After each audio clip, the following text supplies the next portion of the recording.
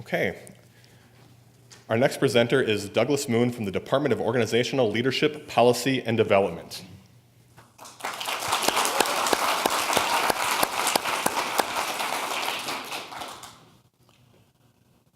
My guess is that everyone in this room knows what HIV is and that it's a problem worldwide. What you may not know is that 40,000 new HIV infections occur in the United States every year alone, in the United States alone. And what you may not know is that for the last 40 years, 2/3 of these new HIV infections have occurred in one population, and that's men who have sex with men, or MSM for short. And what you may not know is that 2/3 of these cases occur among African Americans and Latinos. Now, men in the United States, maybe 10% of them are gay or bisexual, and together African Americans and Latinos make up 30% of the US population.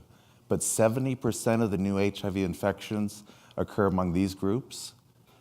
This health disparity, this glaring inequity, needs to be addressed.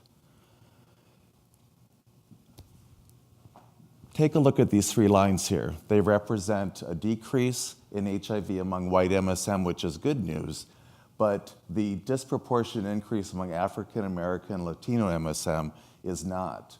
We need to understand what's going on in that population, but instead of just looking at the populations and these people, we can take a closer look at the programs that serve them.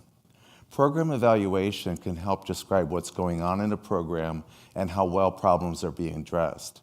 The ability to do and use evaluation is called evaluation capacity, but most programs serving people of color don't have the resources to do evaluation and might just do what works for other groups in other places. As I said, the ability to do and use evaluation is called evaluation capacity, and building an organization's evaluation capacity increases their likelihood of doing program evaluation, doing it better, and using evaluation to achieve better outcomes and fine-tune their approaches so they can do so.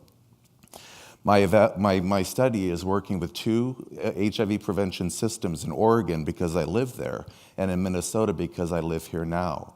I will be interviewing staff and administrators from several HIV programs and exploring their attitudes toward evaluation, their skills and knowledge, and other organizational factors. I want to understand how routinely evaluation is used in HIV prevention programs, how these practices might be improved, and especially for gay men and MSM of color. My suggestion is that the problem might be systemic in nature, not just about individual behaviors.